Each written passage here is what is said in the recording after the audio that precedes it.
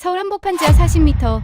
그곳에 숨겨진 것은 무엇일까요? 강남역이 물바다가 되어 차들이 떠다니던 그날, 같은 서울의 한 동네는 빗물 한 방울 피해가 없었습니다. 전 세계 토목공학계가 불가능하다며 고개를 저었죠. 저 역시 독일에서 20년간 치수 시스템을 연구한 교수였지만 처음엔 조작된 통계라고 비웃었습니다. 하지만 그 지하 깊은 곳에 4.7km 길이로 뻗은 거대한 무언가의 비밀을 알게 된 순간 제 학자 인생 전체가 흔들렸습니다. 올림픽 수영장 160개 분량의 물이 순식간에 사라지는 광경 앞에서 독일이 3시간 걸릴 일을 한국이 단 18분 만에 끝내는 모습 앞에서 저는 무릎을 꿇을 수밖에 없었습니다. 사연 시작 전 구독과 좋아요를 눌러주세요. 댓글로 한국이라고 남겨주시면 한국을 널리 알리는데 큰 도움이 됩니다. 저는 카트린, 독일 뮌헨공대에서 20년 넘게 토목공학을 가르치는 교수입니다. 제 전공은 도시 치수 시스템이었고 유럽 전역의 홍수 방지 시설을 연구하며 수십 편의 논문을 발표했죠.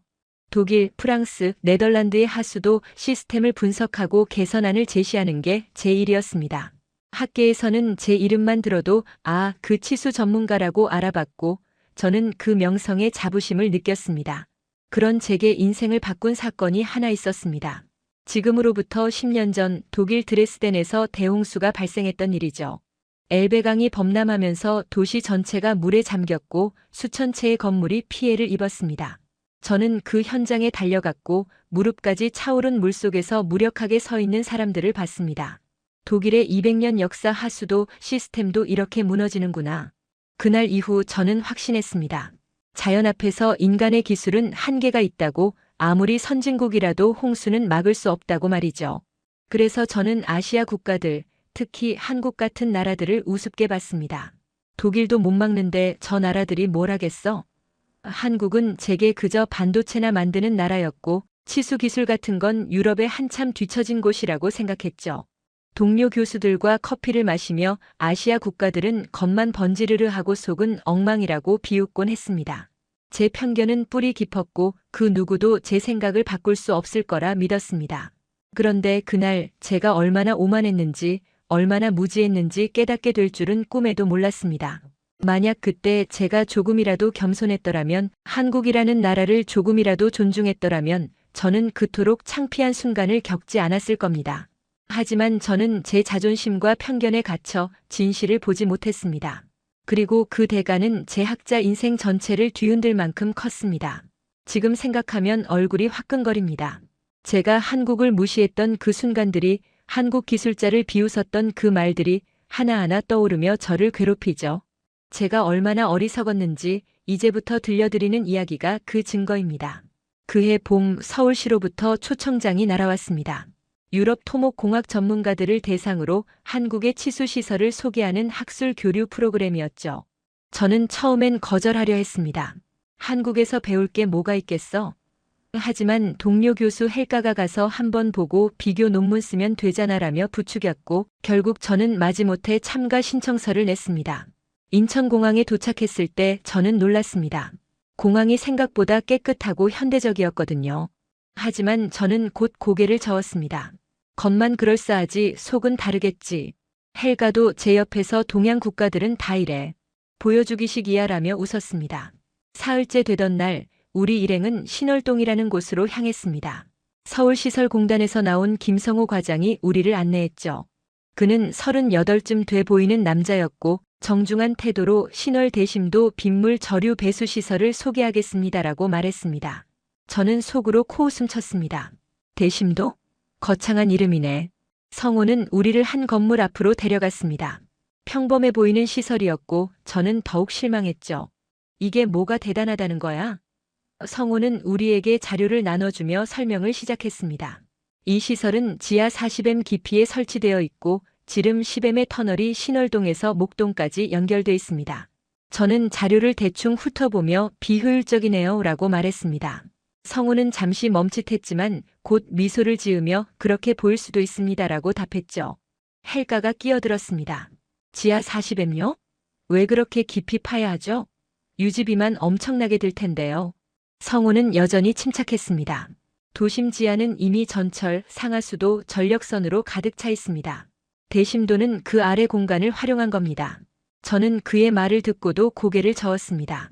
이론적으론 그럴싸하지만 실제로는 비용 대비 효율이 떨어질 거예요. 성우는 더 이상 반박하지 않았습니다. 그저 직접 보시면 이해가 되실 겁니다라고만 말했죠. 저는 그의 태도가 마음에 들지 않았습니다. 마치 자기가 뭔가 대단한 걸 숨기고 있다는 듯한 표정이었거든요. 하지만 저는 그냥 시간이나 때우고 돌아가면 된다고 생각했습니다. 그날 저녁 호텔로 돌아온 저는 헬가와 커피를 마시며 역시 한국도 별거 없네라고 말했습니다. 헬가도 그러게. 겉만 번지르르 해라며 동의했죠. 우리는 한국 기술을 깎아내리며 웃었고 성우의 진지한 표정을 떠올리며 너무 진지한 거 아냐? 라고 놀렸습니다. 지금 생각하면 그때 우리가 얼마나 무례했는지 깨닫습니다. 하지만 그때의 저는 전혀 몰랐죠. 나흘째 되던 날 서울시청에서 대규모 세미나가 열렸습니다. 한국의 치수 시스템을 소개하고 유럽 전문가들과 토론하는 자리였죠. 100명이 넘는 사람들이 모인 큰 강당이었고 저는 앞쪽 좌석에 앉아 있었습니다. 성우가 무대에 올라와 발표를 시작했고 화면에는 신월시설의 단면도가 떴습니다. 신월대심도 시설은 한 번에 32만 톤의 빗물을 저장할 수 있습니다. 이는 올림픽 수영장 160개 분량에 해당하죠. 성우의 목소리는 차분했지만 저는 그 말을 듣고 속으로 비웃었습니다. 숫자만 크면 뭐해? 실제로 작동이나 제대로 될까? 헬가가 제 옆에서 속삭였습니다. 저런 시설은 유지비가 천문학적일 텐데. 저는 고개를 끄덕이며 맞아. 돈 낭비지라고 답했습니다. 발표가 끝나고 질의응답 시간이 왔을 때 저는 손을 들었습니다. 사회자가 제게 마이크를 건넸고 저는 자리에서 일어나 말했습니다. 교수님, 질문 하나 드리겠습니다. 지하 40m라는 깊이는 너무 비효율적이지 않습니까? 독일에서는 지하 10m 이내에서도 충분히 효과적인 배수 시스템을 운영하고 있습니다. 굳이 그렇게 깊이 파야 할 이유가 있나요? 제 목소리에는 비아냥이 섞여 있었고 청중 몇몇이 웅성거렸습니다. 성우는 잠시 침묵했습니다. 그리고는 침착하게 답했죠. 서울은 인구 1000만 명이 밀집한 도시입니다.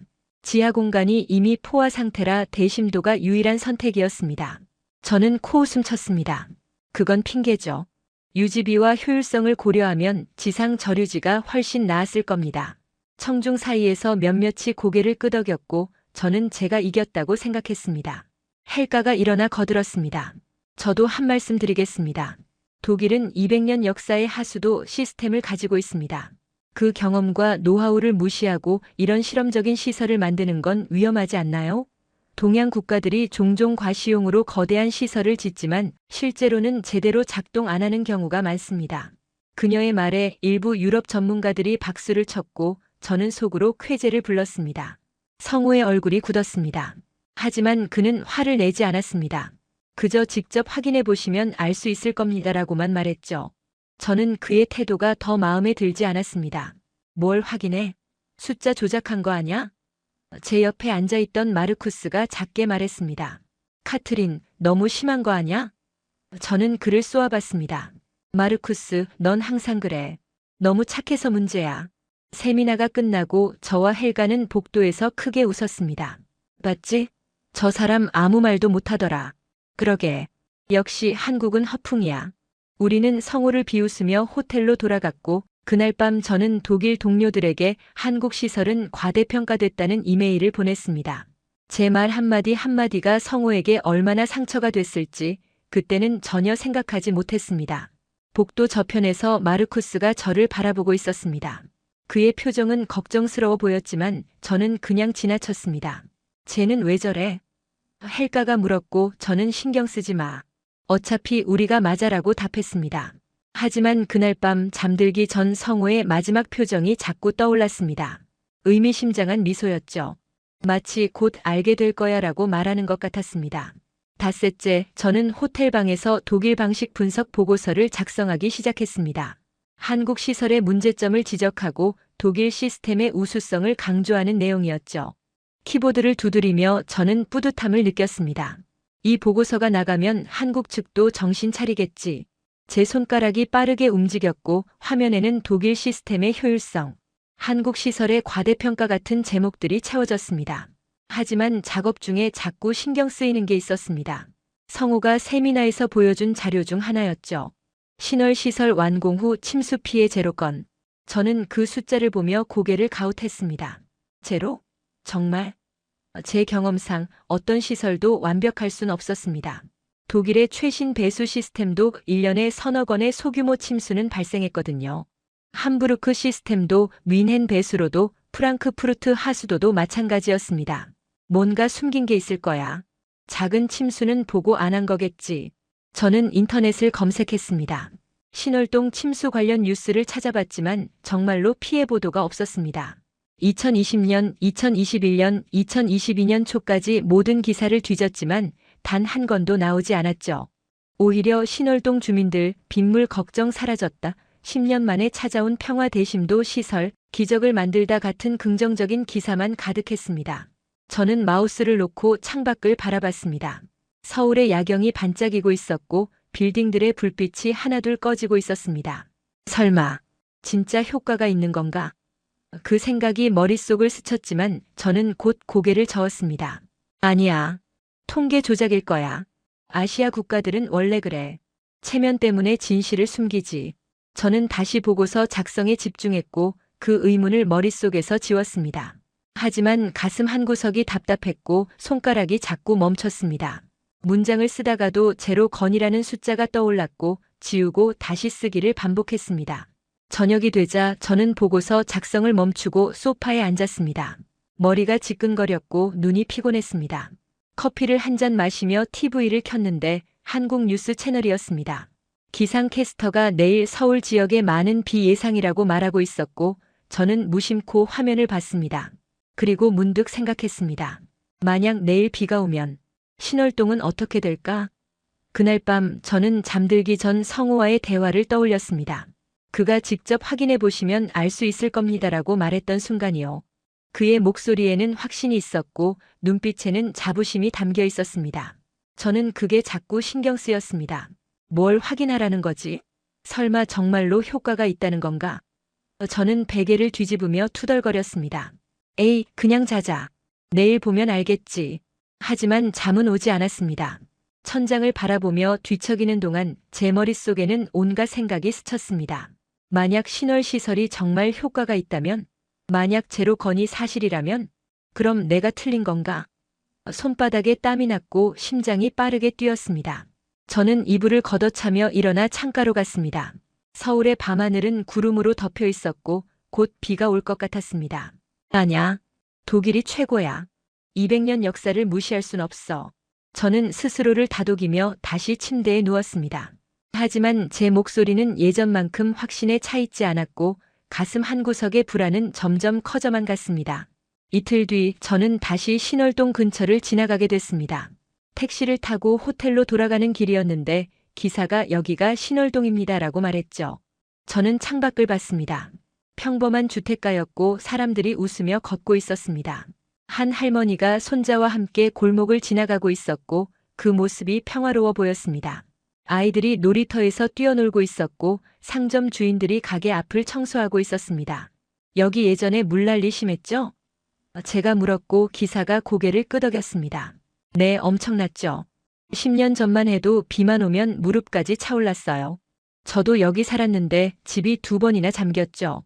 가구 다 버리고 벽지 다 뜯어내고 정말 힘들었어요. 저는 기사의 얼굴을 봤습니다. 그는 진지했고 눈빛에는 과거의 고통이 남아 있었습니다. 근데 지금은 완전히 달라졌죠. 그 지하시설 덕분에. 기사가 계속 말했습니다. 정말요? 지금은 괜찮아요? 네, 요즘은 아무리 큰 비가 와도 끄떡없어요. 작년에 엄청난 폭우가 왔었는데 다른 동네들은 난리였지만 여긴 아무 일도 없었어요. 신기하죠? 처음엔 저도 안 믿었는데 직접 겪어보니까 진짜더라고요. 기사의 말에 저는 입을 다물었습니다. 그의 목소리에는 거짓이 없었고 감사함이 묻어났습니다. 호텔에 도착해 방으로 들어갔을 때 저는 소파에 주저앉았습니다. 가슴이 두근거렸고 손바닥에 땀이 났습니다. 목이 말랐고 숨이 가빠졌습니다. 설마 내가 틀렸나? 그 생각이 머릿속을 가득 채웠고 저는 머리를 감싸쥐었습니다. 하지만 저는 곧 자존심을 세웠습니다. 아니야. 택시기사 말을 믿을 순 없어. 제대로 된 데이터를 봐야지. 과학자는 감정이 아니라 데이터로 판단해야 해. 저는 노트북을 열고 다시 검색을 시작했지만 아무리 찾아도 신월동 침수 뉴스는 나오지 않았습니다. 오히려 신월동 상습 침수 지역에서 안전지대로 대심도 시설, 주민 삶의 질 향상 같은 기사만 쏟아졌습니다. 저는 노트북을 닫고 창밖을 바라봤습니다. 비가 내리기 시작했고 빗방울이 유리창을 두드렸습니다. 그날 밤 저는 뒤척이며 잠들지 못했습니다. 성우의 얼굴이 자꾸 떠올랐고 직접 확인해 보세요라는 그의 목소리가 귓가에 맴돌았습니다. 택시기사의 신기하죠라는 말도 계속 들렸습니다. 저는 베개를 얼굴에 묻고 중얼거렸습니다. 한국이 그 정도 기술이 있을 리 없어. 독일이 최고야. 우리가 200년간 쌓아온 게 있어. 하지만 제 목소리는 예전만큼 확신에 차 있지 않았고 떨리고 있었습니다. 일주일째 저는 헬가 마르쿠스와 함께 다시 신월시설을 방문했습니다. 이번엔 좀 더 자세히 보기로 한 거였죠. 성우가 우리를 맞이했고 그의 표정은 여전히 차분했습니다. 다시 와주셔서 감사합니다. 저는 시큰둥하게 고개만 끄덕였습니다. 성우는 우리를 지하로 안내했습니다. 엘리베이터가 내려갈 때 제 귀가 먹먹해졌습니다. 지하 40엠는 생각보다 깊었고 저는 속으로 이렇게까지 깊이 팔 필요가 있나? 라고 생각했죠. 엘리베이터 문이 열렸을 때 눈앞에 거대한 터널이 펼쳐졌습니다. 지름 10m의 원형 터널이었고 안쪽으로 끝없이 이어져 있었습니다. 이 터널이 신월동에서 목동까지 연결돼 있습니다. 성우가 설명했지만 저는 여전히 회의적이었습니다. 크긴 하네. 근데 실제로 물이 얼마나 빨리 빠지는데? 성우는 잠시 멈칫했습니다. 그리고는 폭우 예보가 있을 때 저희는 사전에 터널을 비웁니다라고 말했죠. 저는 그 말을 듣고 고개를 갸웃했습니다. 사전에? 그게 무슨 소리죠? 기상청 예보를 보고 72시간 전부터 터널에 남아있는 물을 안양천으로 방류합니다. 그래서 폭우가 왔을 때 터널이 텅 비어 있는 거죠. 성우의 설명에 저는 하고 입을 다물었습니다. 마르쿠스가 끼어들었습니다. 그럼 예보가 틀리면 어떡하죠? 그런 경우도 대비해서 항상 30% 이상은 여유 공간을 유지합니다. 저는 그 말을 듣고도 의심스러웠습니다. 그게 뭐가 특별해? 독일도 비슷한 걸 하는데.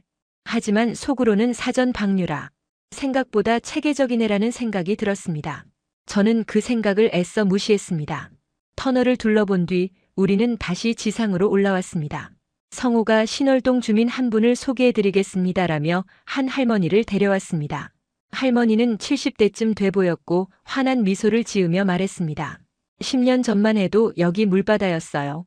비만 오면 집이 잠기고 가구가 다 떠내려갔죠. 근데 지금은 정말 편해요. 아무리 큰 비가 와도 걱정이 없어요. 할머니의 말에 저는 그럴 수도 있겠네요 라고 대충 답했습니다. 하지만 헬가가 비웃듯 말했습니다. 할머니, 그래도 가끔 물이 차지 않나요? 아니에요. 진짜 한 번도 안 찼어요. 할머니는 단호하게 말했지만 저는 믿지 않았습니다. 과장하시는 거겠지. 시설을 나와 차로 돌아가는 길 마르쿠스가 자료를 하나 꺼냈습니다. 카트린, 이거 봐. 일본 도쿄에도 비슷한 시설이 있대. 비교 자료야. 저는 자료를 받아 읽었습니다. 도쿄의 지하방수로는 깊이 50m, 길이 6.3km로 신월시설보다 컸습니다. 하지만 건설 기간은 17년이 걸렸고 비용은 23억 달러였죠. 반면 신월시설은 10년 만에 완공됐고 비용은 5억 달러였습니다. 이게 맞아? 저는 숫자를 다시 확인했습니다. 도쿄보다 훨씬 빠르고 저렴하게 만들었네. 마르쿠스가 고개를 끄덕였습니다. 응. 그리고 도쿄 시설은 연간 유지비가 30억 원인데 신월은 10억 원이래. 저는 입술을 깨물었습니다. 가슴이 두근거렸고 손이 떨렸습니다. 이건 뭔가 이상해. 헬가가 옆에서 말했습니다. 통계 조작 아냐? 한국이 일본보다 나을 리 없잖아. 저는 고개를 끄덕였지만 확신이 서지 않았습니다. 마르쿠스가 조용히 말했습니다. 카트린, 혹시 우리가 틀린 건 아닐까? 저는 그를 쏘아봤습니다. 마르쿠스, 독일이 최고야. 잊지 마. 하지만 그날 밤 호텔방에 돌아온 저는 침대에 누워 천장을 바라봤습니다. 성우의 사전 방류 이야기가 자꾸 떠올랐고 할머니의 한 번도 안 찼어요라는 말이 귓가에 맴돌았습니다. 저는 이불을 뒤집었으며 중얼거렸습니다. 한국이 이 정도일 리 없어. 뭔가 숨긴 게 있을 거야. 하지만 제 목소리는 점점 작아졌고 저는 잠들지 못한 채 밤을 지새웠습니다. 며칠 뒤 저는 독일로 돌아갈 준비를 하고 있었습니다. 짐을 싸며 이제 한국 따위는 잊어버리자라고 생각했죠. 하지만 그날 저녁 호텔 TV에서 긴급 속보 알림음이 울렸습니다. 긴급! 서울의 기록적인 폭우, 시간당 100mm 넘는 비 쏟아져. 저는 리모컨을 놓고 화면을 봤습니다. 앵커의 표정이 굳어 있었고 목소리가 다급했습니다. 현재 서울 전역에 집중호우가 쏟아지고 있습니다. 특히 강남 일대가 심각한 상황입니다. 화면이 바뀌며 강남역 상황이 나왔습니다. 저는 숨을 멈췄습니다. 강남역 일대가 완전히 물바다가 되어 있었습니다. 차들이 물 위에 떠다니고 있었고 사람들이 허리까지 차오른 물을 헤치며 도망치고 있었습니다. 강남역 지하철 침수, 승객 긴급 대피 중 헤드라인이 떴고 현장 리포터가 무릎까지 잠긴 물속에서 카메라를 향해 소리쳤습니다. 현재 강남역 일대는 완전히 마비됐고 수백 대의 차량이 침수됐습니다. 지하상가도 물이 차오르고 있어 상인들이 긴급 대피하고 있습니다. 화면에는 물에 잠긴 고급 승용차들이 보였고 한 남자가 차 지붕에 올라가 구조를 기다리고 있었습니다. 서초역 앞에서는 택시가 완전히 물에 잠겨 창문만 보였고 사람들이 비명을 지르며 높은 곳으로 뛰어가고 있었습니다. 이건 재난 영화 같아. 저는 중얼거렸습니다. 저는 소파에 앉아 화면을 빤히 봤습니다. 봐. 역시 서울도 똑같잖아. 헬가가 옆 방에서 달려와 제 옆에 섰습니다. 카트린, 뉴스 봤어? 강남이 완전히 물바다야. 그녀는 화면을 가리키며 말했습니다. 그러니까. 한국도 결국 홍수는 못 막는다니까. 우리가 맞았어. 저는 쾌재를 불렀습니다. 내가 뭘 했어. 한국 시스템은 허풍이라고. 실제로는 이 모양이잖아. 우리는 서로를 보며 고개를 끄덕였습니다. 제 가슴 한구석에 있던 불안이 사라지는 것 같았습니다. 역시 독일이 최고야. 한국은 겉만 번지르르 했던 거지. 저는 와인을 한 잔 따르며 헬가와 건배했습니다. 우리 판단이 옳았어. 하지만 뉴스가 계속되면서 이상한 보도가 나오기 시작했습니다. 앵커가 자료를 보며 말했습니다. 한편 같은 서울이지만 지역별 피해 상황이 극명하게 갈립니다. 화면이 다시 바뀌었고 지도가 나왔습니다. 강남, 서초, 송파는 빨간색으로 표시돼 있었지만 신월동 일대는 초록색이었습니다. 강남역, 서초역 일대는 큰 피해를 입었지만 신월동 일대는 침수 피해가 전혀 없습니다. 저는 와인 잔을 떨어뜨렸습니다. 유리가 바닥에 깨지는 소리가 났지만 저는 그것도 못 느꼈습니다. 뭐? 헬가도 얼어붙었습니다. 이게 무슨 소리야? 화면에는 신월동 주민 인터뷰가 나왔습니다. 한 중년 남자가 우산을 쓰고 서서 말했습니다. 비가 정말 엄청나게 왔는데도 여기는 물이 전혀 안 찼어요. 예전 같았으면 이 정도 비면 집이 잠겼을 텐데 지금은 정말 신기해요. 카메라가 거리를 비췄습니다. 빗물은 내리고 있었지만 도로에 물이 고이지 않았고 사람들이 평범하게 걷고 있었습니다. 제 손이 떨렸습니다. 심장이 미친 듯이 뛰었고 목이 말랐습니다. 이게 어떻게? 다른 채널로 돌렸지만 모든 방송이 같은 내용을 보도하고 있었습니다. 신월동, 대심도 시설 덕분에 피해 제로. 강남은 물바다, 신월동은 끄떡없어 대심도 시설의 위력, 극명한 대조. 헬가가 당황한 표정으로 뭔가 잘못 보도된 거 아냐? 라고 말했지만 저는 알고 있었습니다. 이건 잘못된 게 아니었습니다. 화면은 계속 신월동의 멀쩡한 거리를 비췄습니다. 사람들이 우산을 쓰고 평범하게 걷고 있었고 상점들이 정상 영업 중이었습니다. 아이들이 학원 가방을 메고 가고 있었고 할머니가 장바구니를 들고 시장에서 나오고 있었습니다. 저는 노트북을 열고 미친 듯이 검색을 시작했습니다. 신월동 침수, 신월동 피해, 신월동 폭우 온갖 키워드를 입력했지만 피해 보도는 단 하나도 나오지 않았습니다. 오히려 신월동, 폭우에도 끄떡없어 대심도 시설의 위력 입증. 신월동 주민들 안도의 한숨 같은 기사만 쏟아졌습니다. 댓글들도 읽어봤습니다. 신월시설 진짜 대단하다. 강남은 저 모양인데 신월동은 멀쩡하네. 세금 제대로 쓴 것 같음. 제 이마에 식은땀이 흘렀고 손이 부들부들 떨렸습니다. 키보드를 두드리는 제 손가락이 제대로 움직이지 않았고 화면의 글자가 흐릿하게 보였습니다. 이건 말이 안 돼. 저는 중얼거렸습니다. 가슴이 답답했고 숨이 막혔습니다. 심장이 터질 것 같았고 손바닥에 땀이 흥건했습니다. 강남은 서울에서 가장 발전한 지역이었고 최신 인프라가 갖춰진 곳이었습니다. 삼성동, 역삼동, 논현동. 한국 경제의 심장부였죠. 반면 신월동은 상대적으로 낙후된 지역이라고 들었습니다.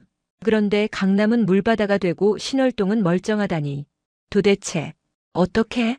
저는 의자에서 일어나 방안을 서성였습니다. TV 화면은 계속 강남과 신월동을 번갈아 보여줬습니다. 강남의 물바다와 신월동의 평화로운 거리가 극명하게 대비됐고 저는 그 장면을 직시할 수 없었습니다. 저는 창문으로 다가가 밖을 봤습니다. 서울에 비가 쏟아지고 있었고 하늘은 검게 물들어 있었습니다. 내가 틀렸어? 그 생각이 머릿속을 가득 채웠고 저는 벽에 손을 짚고 주저앉았습니다. 다리에 힘이 풀렸고 온몸이 떨렸습니다. 헬가가 제 어깨를 잡으며 카트린 괜찮아? 라고 물었지만 저는 대답할 수 없었습니다. 입술이 바짝 말랐고 목소리가 나오지 않았습니다. 저는 급히 마르쿠스에게 전화를 걸었습니다. 마르쿠스, 뉴스 봤어? 응, 지금 보고 있어. 카트린, 이거 심각한데. 그의 목소리도 떨리고 있었습니다. 신월시설이 진짜 효과가 있었던 거야. 강남은 완전 마비됐는데 신월동은 멀쩡해. 이건 우리가 완전히 틀린 거야. 저는 전화를 끊고 소파에 주저앉았습니다. TV에서는 계속 뉴스가 흘러나왔지만 제 귀에는 아무것도 들리지 않았습니다. 성우의 얼굴이 떠올랐고 그의 직접 확인해보세요라는 말이 귓가에 울렸습니다. 저는 두 손으로 얼굴을 감싸며 신음했습니다. 내가 얼마나 오만했던 거야. 다음 날 아침 저는 일행 전체에게 긴급 회의를 소집했습니다. 모두가 뉴스를 받고 표정이 굳어 있었습니다. 우리가 뭔가 크게 놓친 것 같아. 제가 떨리는 목소리로 말했고 마르쿠스가 고개를 끄덕였습니다. 신월시설을 다시 봐야 해. 제대로. 이틀 뒤 저는 독일 연구진 5명과 함께 호텔 회의실에 모였습니다. 창밖으로는 여전히 비가 내리고 있었고 서울의 하늘은 잿빛이었습니다. 테이블 위에는 신월시설 관련 자료가 가득 쌓여 있었고 노트북 화면마다 뉴스 기사가 떠 있었습니다. 모두가 심각한 표정이었고 말이 없었습니다. 마르쿠스가 먼저 입을 열었습니다. 우리가 뭔가 크게 놓친 것 같아. 강남은 완전히 마비됐는데 신월동은 피해가 제로야. 이건 우연이 아니야. 그는 자료를 펼치며 말을 이었습니다. 강남의 침수 피해액이 500억 원이 넘는데 차량만 600대가 침수됐어. 근데 신월동은 신고 접수가 단 한 건도 없어. 어떻게 이게 가능해? 저는 고개를 끄덕였습니다. 맞아. 나도 밤새 생각해봤는데 신월시설이 정말 효과가 있었던 것 같아. 제 목소리는 떨리고 있었고 손은 계속 떨렸습니다. 헬가가 얼굴을 찌푸리며 말했습니다. 하지만 우리가 직접 봤잖아. 그냥 큰 터널일 뿐이었어. 뭐가 특별하다고. 아니야. 제가 그녀의 말을 끊었습니다. 헬가, 우리가 제대로 안 본 거야. 그때 성우가 뭐라고 했는지 기억나? 사전 방류라고 했잖아. 비가 오기 전에 터널을 비운다고. 저는 노트를 펼쳤습니다. 그날 적어뒀던 메모가 있었습니다. 폭우 예보 시 72시간 전부터 사전 방류. 마르쿠스가 고개를 끄덕이며 자료를 가리켰습니다. 맞아. 그리고 할머니가 말했잖아. 10년 전만 해도 6천 가구가 침수됐는데 지금은 한 번도 안 찼다고. 우리가 그 말을 무시했어. 그냥 과장이라고 생각했지. 그는 또 다른 자료를 꺼냈습니다. 봐. 2010년 신월동 침수 뉴스야. 정말 6천 가구가 피해를 입었어. 사진도 있어. 완전히 물바다였어. 화면에는 10년 전 신월동의 모습이 나왔습니다. 집들이 물에 잠겨 있었고 사람들이 보트를 타고 이동하고 있었습니다. 할머니들이 울며 가재도구를 건지고 있었고 아이들이 무릎까지 차오른 물속에서 겁에 질려 있었습니다. 이게 진짜였던 거야. 저는 그 사진을 보며 입술을 깨물었습니다. 헬가가 갑자기 목소리를 높였습니다. 안 돼. 우리가 틀렸다는 걸 인정하는 거야? 독일이 200년 역사를 가진 시스템인데 한국 따위가 우릴 이길 리 없어. 그녀의 목소리가 떨렸고 눈가가 붉어졌습니다. 우리가 유럽 최고라고 믿었잖아. 민헨공대가 독일 기술이 최고라고. 저는 그녀를 봤습니다. 그녀의 얼굴이 일그러져 있었고 눈물이 볼을 타고 흘러내렸습니다. 그녀도 저처럼 두려워하고 있었죠. 자존심이 무너지는 게 무서웠던 겁니다. 20년간 쌓아온 자신감이, 유럽 기술에 대한 자부심이 송두리째 흔들리는 게 무서웠던 거예요. 헬가, 제가 조용히 말했습니다. 우리가 틀렸어. 인정해야 해. 그녀는 고개를 저으며 눈물을 흘렸습니다. 카트린, 우리가 20년간 뭘 한 거야? 학생들 가르치고 논문 쓰고 자부심 가지고 살았잖아. 근데 지금 한국한테 진 거야? 저는 그녀의 어깨를 잡았습니다. 나도 알아. 나도 지금 무너지고 있어. 하지만 사실은 사실이야. 헬가는 테이블에 얼굴을 묻고 흐느꼈습니다. 우리가 세미나에서 성우를 비웃었잖아. 공개적으로 망신 줬어. 이제 어떡해? 우리가 얼마나 창피한 줄 알아? 그녀의 어깨가 떨렸고 소리내어 울었습니다. 다른 연구원들도 고개를 숙였고 아무도 말하지 못했습니다. 저는 노트북을 열고 성우에게 이메일을 썼습니다. 과장님, 다시 한번 시설을 설명해 주실 수 있을까요? 저희가 제대로 이해하지 못한 것 같습니다. 진심으로 배우고 싶습니다. 손이 떨려 타이핑하기가 어려웠지만 저는 한 글자 한 글자 정성껏 썼습니다. 전송 버튼을 누르고 저는 화면을 멍하니 바라봤습니다. 하지만 성우의 답장은 차갑게 돌아왔습니다. 죄송합니다만 현재 폭우 피해 복구로 바쁩니다. 강남 일대 긴급 지원에 투입됐습니다. 다음 기회에 뵙겠습니다. 저는 화면을 멍하니 바라봤습니다. 성우는 우리를 거절했습니다. 당연했죠. 우리가 그를 얼마나 무시하고 비웃었는지 그는 다 기억하고 있을 겁니다. 저는 키보드 위에 이마를 대고 중얼거렸습니다. 내가 정말 바보였어. 그를 공개적으로 망신 줬는데 어떻게 날 도와주겠어. 마르쿠스가 제 등을 토닥이며 카트린 괜찮아라고 말했지만 저는 괜찮지 않았습니다. 다음 날 저는 다시 이메일을 썼습니다. 이번엔 더 진심을 담아서요. 과장님, 저의 무례함을 진심으로 사과드립니다. 세미나에서 제가 한 말들, 과장님을 비웃었던 모든 순간들이 후회됩니다. 제가 얼마나 오만했는지 깨달았습니다. 제발 한 번만 더 기회를 주세요. 저는 전송 버튼을 누르고 하루 종일 메일함을 확인했습니다. 하지만 답장은 오지 않았습니다. 이틀이 지나도 사흘이 지나도 성우는 침묵했습니다. 저는 매일 아침 일어나자마자 메일을 확인했고 밤에 잠들기 전에도 확인했습니다. 하지만 받은 편지함은 텅 비어 있었습니다. 이제 기회는 없는 거야. 저는 절망했습니다.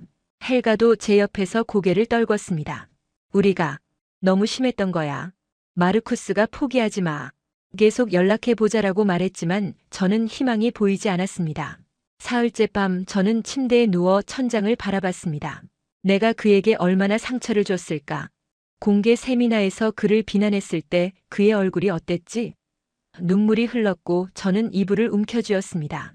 미안해. 정말 미안해. 제발 한 번만 더. 나흘째 아침 저는 마지막으로 이메일을 썼습니다. 과장님, 저희가 독일로 돌아가기 전에 단 한 번만 뵙고 싶습니다. 공개적으로 사과하겠습니다. 제발 기회를 주세요. 전송 버튼을 누르고 저는 기도하듯 손을 모았습니다. 그리고 그날 오후 드디어 답장이 왔습니다. 특별 설명회를 열겠습니다. 모레 오후 2시 신월시설 회의실로 오십시오. 저는 그 메시지를 보고 눈물이 터졌습니다. 그는 우리를 용서해 준 겁니다.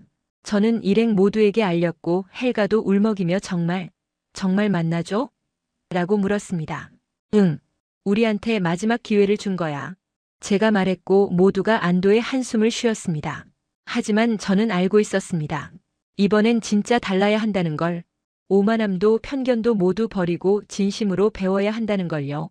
일주일 뒤 성우에게서 연락이 왔습니다. 특별 설명회를 열겠습니다. 오셔도 좋습니다. 저는 그 메시지를 보고 눈물이 났습니다. 그는 우리를 용서해 준 겁니다. 저는 일행 모두에게 알렸고 우리는 다시 신월시설로 향했습니다. 회의실에 들어섰을 때 성우가 우리를 맞이했습니다. 그의 표정은 여전히 차분했지만 눈빛은 달라져 있었습니다. 더 이상 우리를 깔보지 않는다는 걸 알 수 있었죠. 저는 그 앞에 서서 말했습니다. 과장님, 죄송합니다. 저희가 정말 무례했습니다. 성우는 고개를 끄덕이며 괜찮습니다. 앉으세요라고 말했습니다. 화면에 자료가 떴습니다. 성우가 설명을 시작했죠. 신월 대심도 시설은 단순한 저류 시설이 아닙니다. 인공지능 기반 예측 시스템이죠. 기상청 예보를 72시간 전부터 분석해서 폭우가 예상되면 사전에 터널을 비웁니다. 다른 나라는 비가 온 뒤에 대응하지만 저희는 비가 오기 전에 대응합니다. 저는 숨을 멈췄습니다. 그게 바로 사전 방류였구나. 성우가 말을 이었습니다. 할머니께서 말씀하신 거 기억하시죠?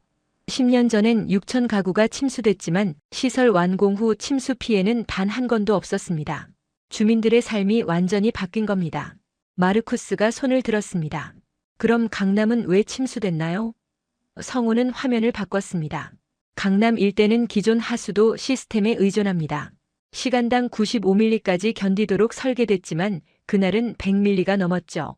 반면 신월시설은 시간당 150ml까지 처리 가능합니다. 헬가가 떨리는 목소리로 물었습니다. 얼마나 빨리 물이 빠지나요? 독일 시스템은 32만 톤을 배수하는데 약 3시간 걸립니다. 신월시설은 18분입니다. 성우의 말에 저는 얼어붙었습니다. 18분? 네. 지름 10m 터널에 초당 300톤을 방류할 수 있습니다. 저는 계산기를 두드렸습니다. 32만 톤을 18분에 나누면 초당 296톤. 정말이네. 제 손이 떨렸고 목소리가 나오지 않았습니다.